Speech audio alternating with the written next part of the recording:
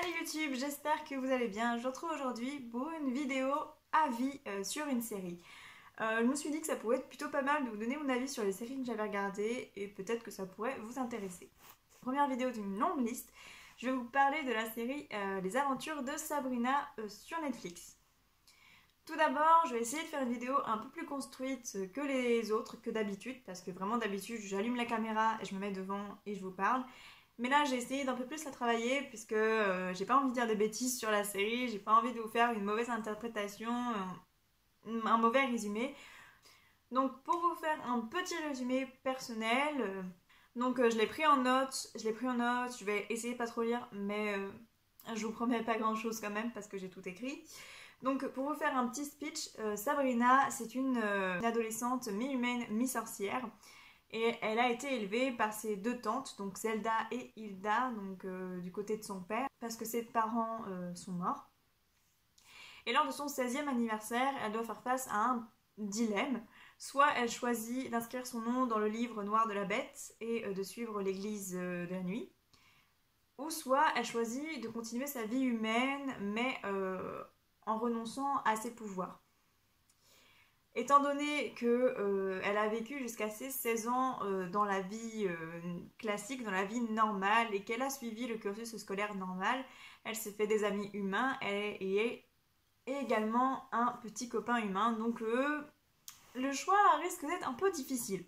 Donc voilà un peu pour le résumé. En ce qui concerne mon avis personnel sur cette série, si je vous en parle, c'est que honnêtement ça a été un coup de cœur. J'ai regardé la première partie, la deuxième partie il y a vraiment pas longtemps, je l'ai fini je crois en début de cette semaine et je suis sous le charme totalement, j'attends la troisième partie avec impatience. Je trouve que cette série elle est juste très très bien et en plus elle reprend une série que je regardais quand j'étais petite, donc c'est Sabrina l'apprentie sorcière. Juste j'adorais Sabrina et son chat noir et du coup d'avoir retrouvé ces personnages dans les aventures de Sabrina, ça m'a fait retomber en enfance. Bon, pas que je sois vieille, mais ça m'a fait retourner quand j'avais 12-13 ans. Et j'étais juste super heureuse de la retrouver. Mais j'avais un peu des doutes sur l'histoire. Je pensais que ça allait être comme la série, donc pas hyper... Enfin, pour les enfants, quoi, en gros. Et j'ai été très étonnée que ce n'était pas pour les enfants du tout.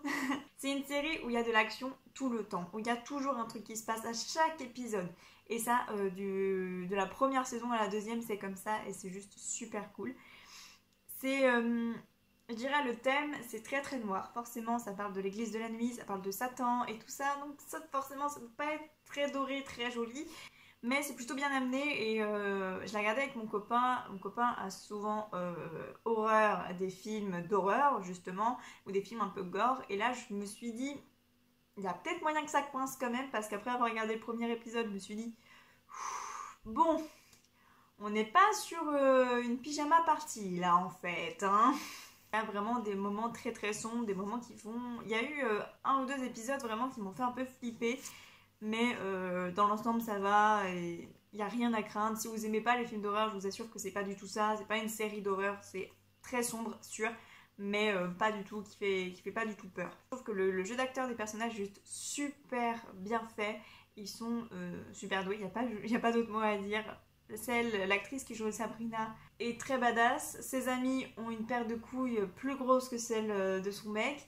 Et son cousin est juste génial. Sa famille elle est merveilleuse en fait, je sais pas comment vous dire, mais juste tous les personnages ils sont super cool et du coup on s'attache à toute cette famille, on s'attache aux amis et au fur et à mesure du temps on se pose des questions sur certains personnages, on dit celui-là je le sens pas trop bien, celui-là non plus, et en fait à la fin des deux saisons on se dit en fait c'était pas si méchant que ça en fait. Donc c'est bien parce que ça nous fait réfléchir sur les personnages, sur les caractères et tout ça, et je trouve ça très bien une série qui arrive à faire ça en même temps que d'avoir une intrigue assez compliquée, parce qu'il se passe 50 000 trucs à la fois, c'est sûr, il faut suivre, mais on est vraiment pris dedans et c'est super bien. Les épisodes durent entre 45 minutes et 1 heure je crois, épisode classique hein, tout simplement. En ce qui concerne la note que je mets à cette série, je mets un 9,5 sur 10. pourquoi pas un 10 sur 10 alors que je l'ai adoré. C'est juste qu'il y a eu certains épisodes qui étaient un peu longuets. Surtout un épisode, je vais pas vous dire lequel parce qu'il est dans la partie 2, mais il y a eu un épisode vraiment, c'était très très répétitif et pas très intéressant en soi. J'ai pas trouvé que ça avait apporté énormément de choses à la série. Je trouve même qu'on a perdu, je crois que c'était un épisode le plus long d'ailleurs de toute la série, donc je trouve même qu'on a perdu en fait 1 heure pour rien. On a perdu 1 heure dans le vide et ça nous a rien apporté. Donc c'est pour ça ce 0,5 en dessous et j'espère que ça va aller à 10 pour la partie 3. Elle ne sort pas d'ici 2020, donc je sais pas si je serai encore sur YouTube, mais si c'est le cas, je vous donnerai mon avis sans hésiter. Mais honnêtement, c'est une série de fous furieux, c'est une série qui est super cool et j'aimerais bien en découvrir des aussi merveilleuses. Donc voilà, mon avis sur cette série est fini. J'espère que la vidéo n'aura pas été trop longue. Bon, j'espère que j'ai bien expliqué mon avis sur la série et pas trop blablaté et redit les mêmes choses tout le temps, parce que c'est un peu chiant. Si c'est le cas, je m'en excuse. Bien sûr, si vous avez des séries à me conseiller, n'hésitez pas à me le faire savoir dans les commentaires, que ce soit sur YouTube ou sur Instagram. N'hésitez pas à m'envoyer des messages, à commenter, ça fait plaisir. Surtout si vous pouvez m'aider à trouver une série tout aussi cool pour que je puisse vous faire un avis après. Ça peut être plutôt pas mal. Sur ce, je vous dis à bientôt pour une nouvelle vidéo. Bisous, ciao!